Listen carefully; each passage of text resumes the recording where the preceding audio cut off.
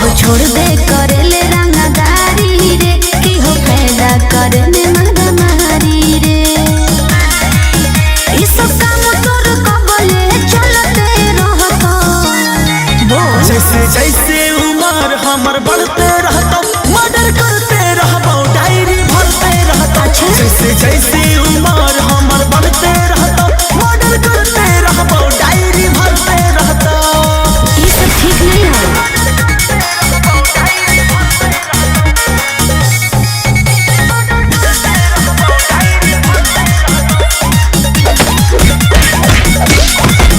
अब मरले बाजार सब छूटतोगे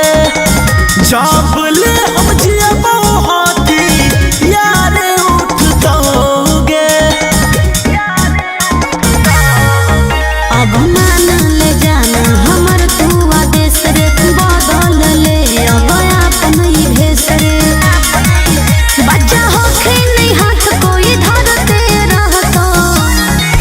जैसे जैसे उम्र हमर बढ़ते रहता मर्डर करते रहबो डायरी भरते रहता जैसे जैसे उम्र हमर बढ़ते रहता मर्डर करते रहबो डायरी भरते रहता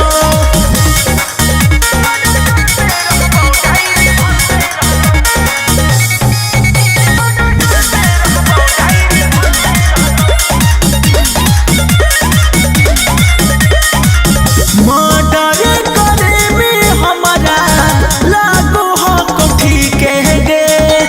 भेलियो जवान जान खून हम पी के गे ढेर गर्मी दिखावे ठीक नहीं रे समाज से ज्ञान जान ले कुछ सीख रे ना तो पछताई भी राजू आशीष रे